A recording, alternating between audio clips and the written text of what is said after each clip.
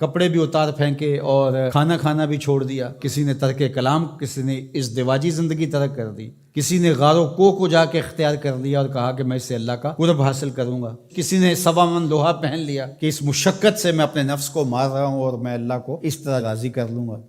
تو اس طرح سے اپنے آپ کو مشقت میں مبتلا کر دیا اور وہاں جا کھڑے ہوئے جہاں شریعت نے ان کو کھڑا ہونے کا نہیں کہا ہے۔ تو پھر کیسے زندگی میں نیکی کا حقیقی تصور ابھر سکتا ہے؟ کہا کہ اس کو ابھارنے کے لیے، حقیقی رہنمائی لینے کے لیے تمہیں پیغمبروں کی دہلیز پہ آنا ہوگا۔ جب پیغمبروں کی دہلیز سے ہٹو گے پھر خود ساختہ چیزیں، یہ جو روحانیت گھڑی ہے ماضی میں یہود نے، نصارہ نے، یہ حضرت عیسیٰ علیہ السلام کی اور ان پیغمبروں کی تعلیمات نہیں تھی، انہوں نے خود گھڑی ہے کہ ہم یہ نہیں کریں گے، ہم وہ نہیں کریں گے۔ اسلام نے اس کی نفی کر دی، سرے سے نام لے کر، لا رہبانیت فی الاسلام، اسلام میں رہبانیت نہیں ہے۔ اسلام کی رہبانیت ایک ہی بتائی گئی ہے اور وہ جہاد ہے، جس میں آپ اپنا سب کچھ پیش کر دیتے ہیں، اور اس کا مقصد بھی غلبہ حق ہے، اسلام کے پرچم کو بلند کرنا۔ باقی آپ کو انفرادی طور پہ کچھ وقت کے لیے تبتل اختیار کرنے کا کہا، جس طرح رمضان المبارک میں آپ اعتکاف بیٹھیں، آپ نماز میں یکسو ہو جائیں، تو کچھ مخصوص چیزیں ہیں جس سے آپ کی تربیت ہوتی ہے،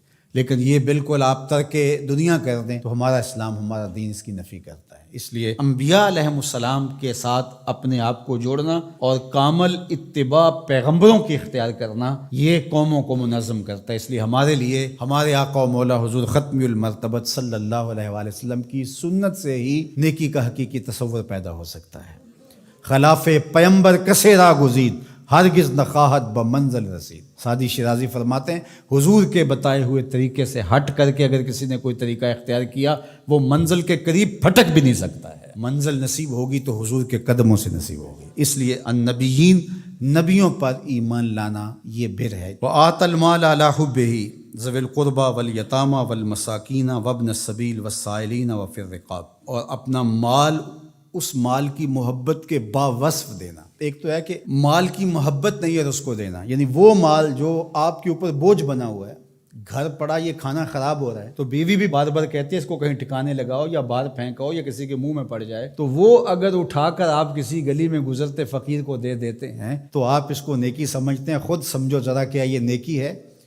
تم تو اپنے سر سے بوجھ اتارا ہے، دینا کون سا ہے؟ وآت المال علی حبہ، مال کی محبت آپ کے اس کو جدا کرنے کو جی نہ چاہے، لیکن اللہ کی محبت میں پھر بھی اس کو جدا کر دو۔ اس مال کی محبت ہو تمہارے اندر، اللہ اکبر، یہ ہے نیکی۔ اللہ تعالیٰ نے ارشاد فرمایا، یہ چوتھے پارے کا ابتدائیہ ہے، لن تنالوا البر حتی تنفقوا مما تحبون۔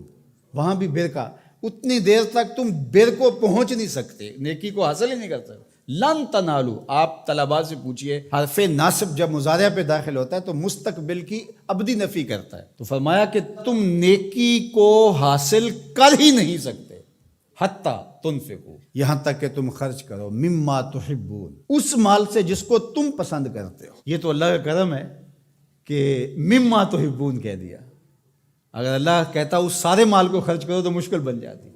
کہا جس کو پسند کرتے ہو اس سے خرچ کرو، یعنی تم نے پھل توڑا ہے تو اس کی یہ ایکسپورٹ کوالٹی بنائی ہے، یہ اپنے لیے گھر کے لیے رکھا ہے، اور یہ سڑا پھڑا داغی یہ ایک سائڈ پہ رکھ دیا ہے، تو اب اللہ کی راہ میں تم اگر دینا چاہتے ہو تو اس سے دو جس کو تم خود پسند کرتے ہو۔ یہ گلا سڑا تم اپنے گھر نہیں لے جانا چاہتے، یہ تم سستے داموں بیچو گے یا پھینک دو گے، تو تم نے کہا چلو اس کو پھینکنا کیا ہے، یہ غریبوں میں بانٹ دیتے ہیں، تو تم نے وہ غریبوں میں دے دیا۔ تو نیکی کی حقیقت کو تم نہیں پہنچ سکتے جب تک اس سے نہ خرچ کرو جو تم خود پسند کرتے، مما تحبون، جس کو تم خود پسند کرتے۔